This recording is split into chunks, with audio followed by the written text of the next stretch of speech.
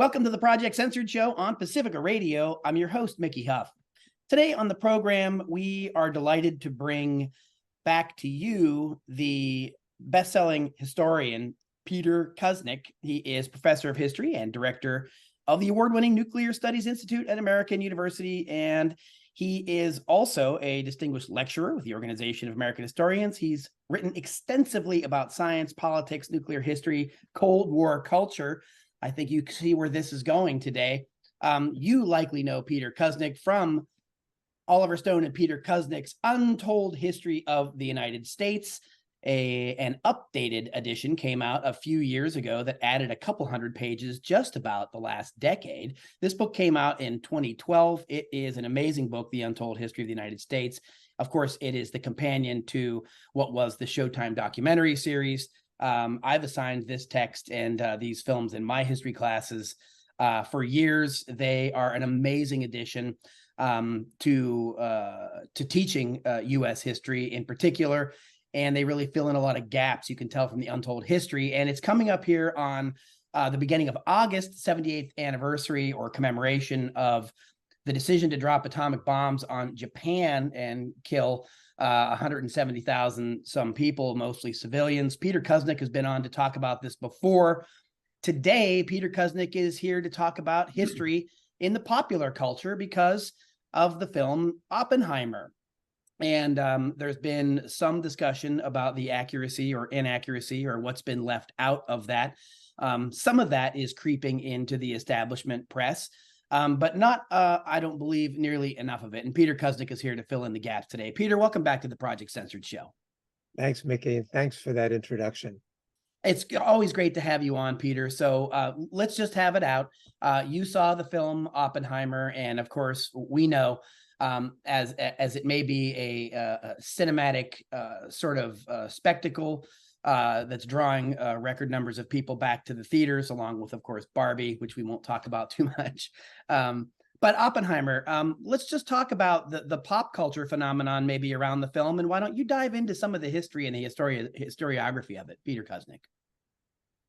Well, for starters, it's based upon a terrific book that our friends Marty Sherwin and Kai Bird wrote, titled American Prometheus, which won the Pulitzer Prize, I think it was back in 2005. So Christopher Nolan, to his credit, has a good eye for a book to base a movie like this on. And it's interesting to compare the Christopher Nolan biopic, big feature film, with the documentary that came out about 2 weeks before that on MSNBC. MSNBC put out a documentary, an hour-and-a-half documentary about Robert Oppenheimer. Now, that was riddled with errors. I pointed out in some of my interviews at least a dozen different, pretty egregious errors that were contained in that documentary. By comparison, the Christopher Nolan movie is a masterpiece. Cinematographically, even historically. It's not what I would do. It's not what you would do. It's not even what Kai and Marty would do. But it does have a lot of real history packed in there. And its heart is in the right place, which makes it difficult to criticize because it's a really strongly anti-nuclear film. And it points to the horrors of nuclear war. And it even, to its credit, emphasizes the possibility, going back to the first use of the bomb, that this could end life on the planet. And that haunted Oppenheimer, and it haunted some of the people around him. However, the fundamental question that I've grappled with for years, and you and I have talked about extensively, the mythology around the use of the atomic bomb in World War II, that's where this movie is most deficient. In other places, it's got historical elisions and fabrications and composite characters, which you have to make a feature film. And it leaves a lot of things out. because he had to make choices. This was a 3-hour movie, but you would think in a movie that spends scores of minutes building up to the Trinity test in Alamogordo on July 16th, 1945, you could find more than a few seconds to talk about the debate around the dropping of the atomic bomb. And what it does is it presents it in such a rapid fire manner that if you don't know the history the way you and I do, and you don't know who each of these scientists is and what their positions really were, it goes way over your head. It happens so quickly and it's not clear. And the last word is given to Oppenheimer, and Oppenheimer's concerns that if we didn't drop the bomb, that the United States were going to have to invade Japan and hundreds of thousands of American soldiers would be lost in the invasion. It doesn't refute that. It does bring in Leo Szilard.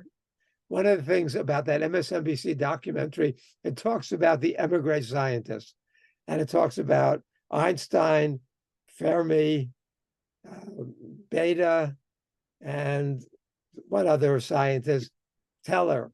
It doesn't mention Leo Szilard. The feature film brings in Szilard, and it brings in the petition that Szilard was circulating, saying that we're opening the door to an era of unbelievable destruction, that we should not drop the bomb even if we have it and it's ready. That it's going to lead to an uncontrollable arms race between the United States and the Soviet Union. And that, but that is in there, but it's in there in such a brief, cryptic way that nobody's going to pick up on it. So at least to Nolan's credit, he raises at least 3 times the scientists' concerns about and opposition to the dropping of the bomb, and the whole thing takes 45 seconds. Whereas the buildup to the test in the desert in Alamogordo takes 45 minutes. So I would think that the balance is off, the message is off, and the myth is reinforced. The fundamental myth is the one that we see Susan Rice saying. It's the one that we see Obama saying when he goes to Hiroshima. It's the one that the New York Times repeated just this past week, that World War II ended with the atomic bombs, which means implicitly, if not explicitly, that the bombs were necessary, justifiable, and even humane because they saved hundreds of thousands of American lives and potentially millions of Japanese lives. That's the myth. That's the lie. And it gets repeated over and over again. Chris Wallace's best-selling book in 2020. I mean, over and over again, these myths about the atomic bomb. That's what kids are taught. We dropped the bomb to avoid an invasion of fanatical Japan and to save lives. Well, that'd be a nice fairy tale that places American exceptionalism at the heart of the rise of the empire. The reality is that we didn't need to drop the bomb, that the Japanese were already defeated, that Americans knew there were 2 other ways to end the war. One was to change the surrender terms. General Douglas MacArthur, the head of the Southwest Pacific Command, who wanted to drop atomic bombs during the Korean War, says that if we had told the Japanese they could keep the emperor, they would have happily surrendered in May, months earlier, and saved so many lives. That's MacArthur. But we know that 7 out of America's 8 5-star admirals and generals in 1945 are on record saying the atomic bombs are either militarily unnecessary, morally reprehensible, or both. Admiral Leahy, who was Truman's personal chief of staff and chaired the meetings of the Joint Chiefs of Staff, said this put us on the level of the barbarians of the Dark Ages. He said there was no reason we were ever going to have to invade, and the Japanese were already defeated. Eisenhower says the same thing.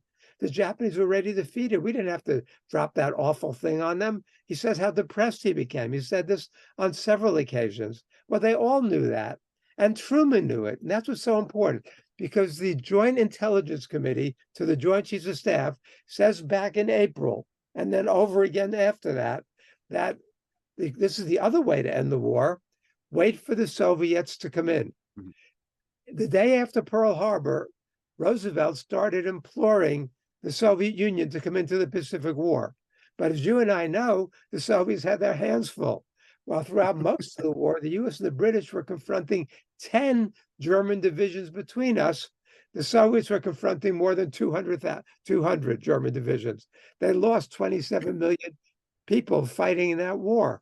And so but at Yalta in February, Stalin finally agreed to come into the Pacific War 3 months after the end of the war in Europe, 3 months, which would make it right around August 8th.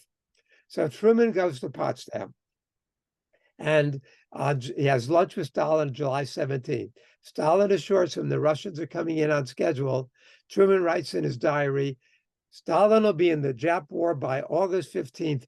Finny Japs when that occurs. He writes home to his wife Bess the next day, the Russians are coming in. We'll end the war a year sooner now. Think of all the kids who won't be killed. He refers to the intercepted telegram that he reads on July 18th as the telegram from the Jap emperor asking for peace. Truman knew the Japs were defeated. Everybody around him knew the Japanese were defeated and trying to surrender. And they also knew that they were appealing to the Soviets to get them better surrender terms. Mm-hmm. And they didn't know that the Soviet Union was about to come in. And Truman did not want Stalin to sign the Potsdam Declaration because that would signal to the Japanese that the Soviets were about to come in, and it would probably end the war before the US could use the atomic bomb. So the United States wanted to. And the question that you and I have discussed is, why did the United States want to use the atomic bomb so much if it wasn't militarily needed? And the other thing that's clear is that what finally convinced the Japanese to surrender was not the atomic bomb, it was the Soviet invasion, as intelligence had been saying. And we know that Prime Minister Suzuki, the Japanese Prime Minister, when he was asked on August 13th why they had to surrender so quickly, because they surrendered the next day, why they can't wait, he says, I can't do that. If we miss today, the Soviets will take not only Manchuria, Korea, Karafuto, but also Hokkaido. This will destroy the foundation of Japan. We must end the war when we can deal with the US. And some Americans knew that. Special War Department report in January 46 says that explicitly. The lead up to the surrender, there was almost no discussion of the atomic bomb. It was all the Soviet invasion. You go to the official US Navy museum here in Washington, D.C., and it has a display on the end of the war. It says the vast destruction wreaked by the bombings of Hiroshima and Nagasaki and the loss of 135,000 people made little impact on the Japanese military. However, the Soviet invasion of Manchuria on August 9th changed their minds. That's what convinced them. And we knew that. Intelligence had been saying that. Truman knew that was going to be the case. All of his advisors knew that was going to be the case. And so that history is left out of the movie. It's a great movie in a lot of ways, but for the fundamental myth that Nolan could have tackled and should have tackled, he didn't. Yeah, and that is typical of course, Hollywood, and of course some have some critics of this criticism have been saying it's just a movie. Of course, I don't believe that that kind of an argument. Popular culture isn't innocuous. It is a great tool of propaganda. It's a great tool of normalizing, particularly Hollywood normalizing American exceptionalism. Part of Hollywood even getting off the ground, some 100 years ago was all wrapped around this, right after the Great War. And the first movie they made, The Beginning or the End, is a total defense of the atomic bombings. Although it started off was going to be an anti-nuclear movie and a critique of the atomic bombings, by the time it goes through Leslie Groves and Harry Truman and their military advisors, they completely changed the message there. I'd like to remind our listeners you're tuned to the Project Censored Show. I'm your host, Mickey Huff. We are speaking with American University professor and historian Peter Kuznick, co-author with Oliver Stone of The Untold History of the United States. We're talking about historiography around the film Oppenheimer, of course, which is capturing a lot of people's attention and sort of steering the American public kind of back to this decision of dropping the bomb. And of course, the film focuses on Robert Oppenheimer. We're going to continue our conversation with historian Peter Kuznick after this brief musical break, and we'll talk a little bit more about some of the untold histories that you likely aren't going to see this summer in such blockbuster films like Oppenheimer. Stay tuned. 3, 2, 1. Welcome back to the Project Censored Show on Pacifica Radio. I'm your host, Mickey Huff. Today in this segment, we are honored to welcome historian Peter Kuznick from American University, co-author with Oliver Stone of The Untold History of the United States. Both book has an updated edition that came out a few years ago that added a great deal of history, contemporary history, basically on the Obama years. It was also, of course, an award-winning documentary series. You can still see that. I encourage you to see it if you have not. It is incredible. In fact, the topic that we are on today about the ending of World War II, about the film Oppenheimer, the decision to drop the atomic bomb, what's sort of been left out of this sort of blockbuster film. Chapter 4 and 5, folks, in the book for the literate listeners out there of The Untold History really covers the bomb, the tragedy of a small man, the Cold War, who started it, indispensable historiography, stuff that, not enough young people are learning in our schools. And Peter Kuznick, you alluded to that earlier. I think before we started the tape running here, you mentioning the kind of histories that people learn in the U.S. is exceptionalist in nature. And you mentioned earlier that even though Oppenheimer might be a stellar, kind of blockbuster film, there's some extraordinary things that are left out. Particularly, there's no real depictions of the consequences of the bomb. There's no depictions of what happened in Hiroshima or Nagasaki. There's surely no mention of what was going on really in detail with Bikini Atoll. Of course, the documentary film Nuclear Savage and Project 4.1 point out the horrific atrocities that went on with indigenous populations in the Pacific that were used as human guinea pigs. Peter Kuznick, weigh in a little bit more on some of these things that some of the more human elements that really are missing, and it's a missed opportunity from Nolan to have this kind of really significant discussion at a time when we're living with the atomic clock closer to midnight than ever before. And your good friend, the late, great Daniel Ellsberg, committed a great part of his life fighting for peace, fighting to stop nuclear proliferation and to prevent nuclear annihilation. Peter Kuznick. And Dan was the leading spokesperson warning against the threat of nuclear winter. Back in the 80s, when Sagan and other scientists first raised the possibility that even a more limited nuclear war could create planetary disorder, we know even 100 Hiroshima-sized nuclear weapons between India and Pakistan would send 10 million tons of smoke, soot, and dust into the stratosphere. Within 2 weeks, it would circle the globe, block the sun's rays from hitting the earth, destroy agriculture. A limited nuclear war like that could lead to up to 2 billion deaths. And that's 100 nuclear weapons. And now we're facing a world with 12,500 nuclear weapons, all of which, or most of which, are much bigger than the Hiroshima bomb, 70 to 70 times, most of them. And Nolan appreciates that, to his credit. He said that when he was starting on the film, his teenage son asked him what he's working on, and he told him. And his son said, well, nobody really worries about nuclear weapons anymore. Are people going to be interested in this? And that's the truth. Mm-hmm. Oliver and I tried to get my movie about Henry Wallace made. Mm-hmm.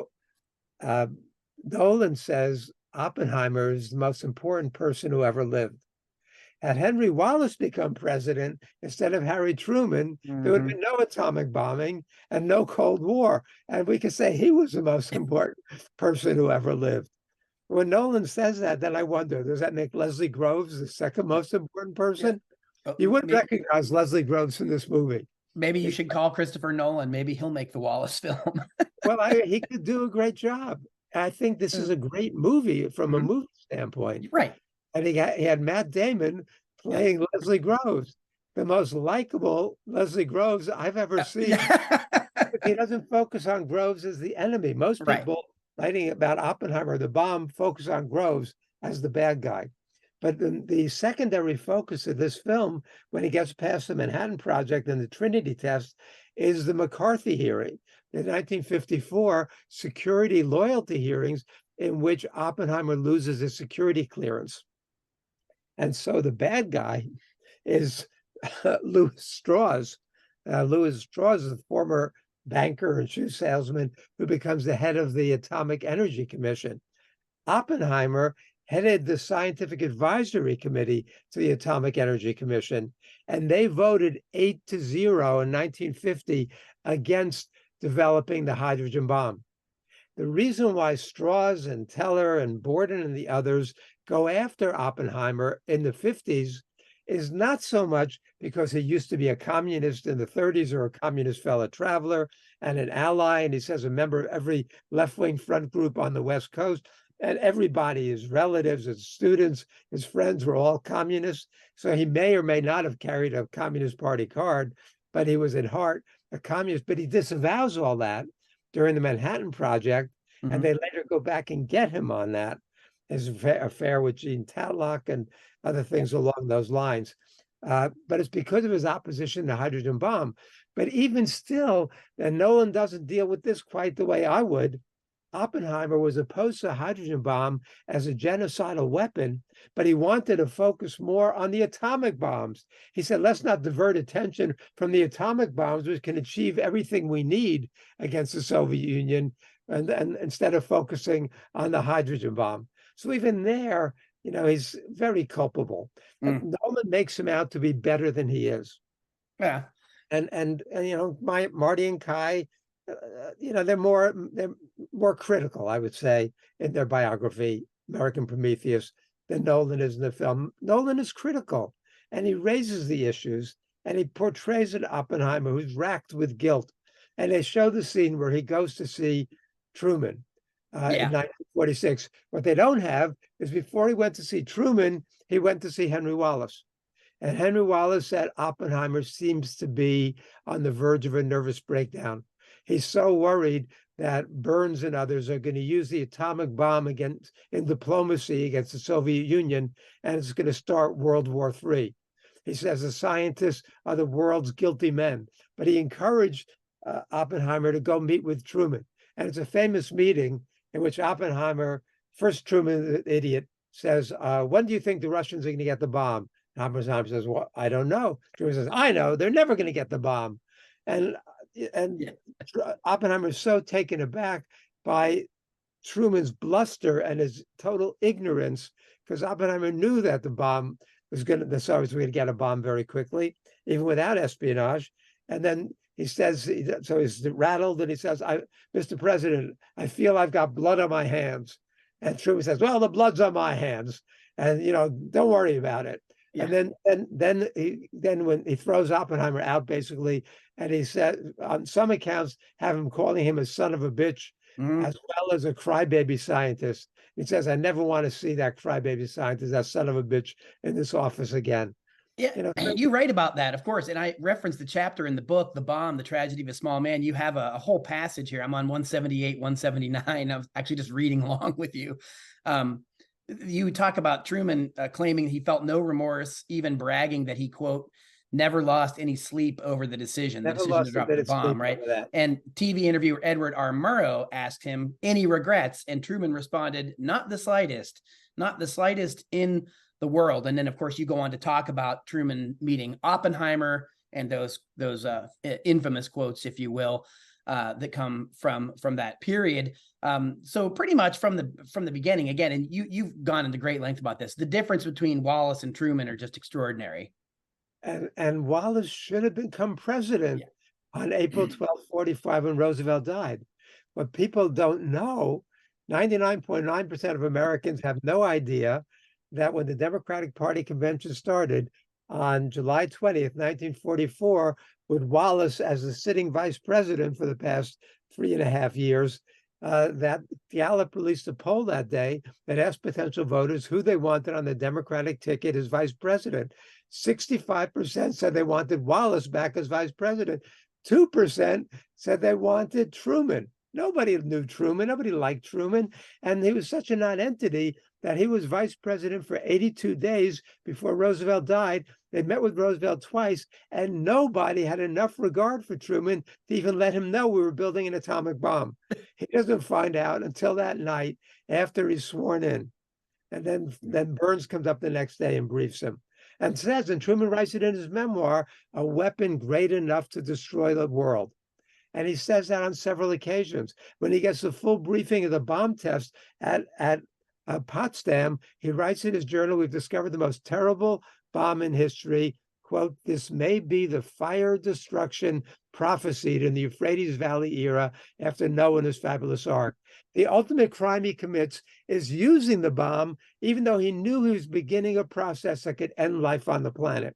And Oppenheimer, too. When Oppenheimer briefs the interim committee, the top advisors, on May 31st, they ask him what's coming down the pike in the future. He says, within 3 years, we're likely to have weapons between 700 and 7,000 times as powerful as the Hiroshima bomb. Oppenheimer knew this. They all knew this was coming. And they knew, most of them knew, that there was no military necessity or justification for using it, and that they were beginning the process in exactly the way that Szilard and Frank and the other scientists had warned was going to lead to this uncontrollable arms race. That's a tragedy. And that's not in the movie, although he hints at a little of it. So Peter Kuznick, the timing of the release coming up on the 78th year past the dropping of these bombs on civilian populations. 78, yeah, 78 years. The timing of the film, summer, right? I mean, it's happening right when I know you, for a very long time, you've taken students and you've taken annual trips to Japan, to Hiroshima, Nagasaki. You know, you've been there. You've been a big part of understanding how it's impacted the culture there. Could you just make a comment a little bit on that? And of course, that's certainly not part of the film. No, that's not part of the film. And they don't show the Hiroshima and Nagasaki part. And I can understand that, because when I wrote my screenplay for Oliver, we didn't show it either. Mm-hmm. We show the American reaction to it, mm-hmm. but to actually stage that, it's mm-hmm. almost impossible. He does brilliantly in staging the Trinity test. It's really terrifying and awe-inspiring. But to show Hiroshima and Nagasaki mm-hmm. would require almost a movie in itself. Mm-hmm. I mean, the horror, to convey that without trivializing it. Mm-hmm. In 1991, there were two really good Japanese movies, feature films. One is called Black Rain, and that won all the Japanese Academy Awards for that year. And then the other was called Rhapsody in August, and it's by Kurosawa, the brilliant mm-hmm. Japanese filmmaker, and it's about Nagasaki. Black Rain is about Hiroshima. And Black Rain is very explicit. Rhapsody in August does not show the effects mm-hmm. of the bombing. And I show them both to my students, and as well as I show the American films about the atomic bombs, and I ask them, which is more impactful? Mm-hmm. And sometimes they're more impacted by the ones that don't show mm-hmm. explicitly the effects of the bomb, because it's hard to convey that degree of horror and suffering and incomprehension and the magnitude of it all, and the people walking naked with their skin falling right. off, eyeballs melted, so I don't blame him for that. I think that there are other things that he could have done within the realm of the movie, mm-hmm. just with a little bit different emphasis, and I know that Kai saw the movie before. Back for the 75th anniversary, remember, Kai Bird, Marty Sherwin, Gar Alperovitz, and I did a series of international webinars and press briefings together, which we emphasized the Soviet invasion as the determining factor. We emphasized the alternatives. We emphasized the ethical issues that were raised by the scientists and others as well, and the fact that there was no justification for using atomic bombs, and what the door that's left us open to. And that's the ultimate thing. And that message does get across in the Nolan movie, to his credit. The idea that we're still living with the effect that our future as a species is still not guaranteed, and that in many ways now, with Ukraine and Taiwan and what's going on in the world, the new Cold Wars, mm-hmm. closer to nuclear annihilation than we've been any time, without the possible exception of the Cuban Missile Crisis. for those 78 years that we've been living with this. Yeah, that's why I was mentioning the timing too, is, the Russian invasion of Ukraine, the war there, NATO arming Ukraine, the US, Joe Biden just sent cluster bombs there. It seems like that there isn't enough attention on the potential for that to go very wrong. It was in the beginning when Putin was making more explicit threats. There was a lot of attention, but that died off. Robert Lifton, my friend Robert Lifton, talks about nuclear numbing, and we see that this generation, your students, my students, yeah, they know all about climate change. They care passionately. They know about gender issues and race issues and LGBT plus issues, but they don't know about nuclear. It's not on their horizon, and they try to think about it, and maybe they can think about it for 15 minutes, and it becomes too overwhelming. Other things, even climate, is on a scale that they can comprehend. But there's something about nuclear war that's beyond human comprehension. This idea that almost in an instant, the lives of all life on our planet can be wiped out. So, Peter Kuznick, we're about out of time for this segment, and I was just going to end on this note. Despite some of the things missing, despite some of the maybe missed opportunities in the blockbuster film Oppenheimer that we've been discussing, what are some of the takeaways?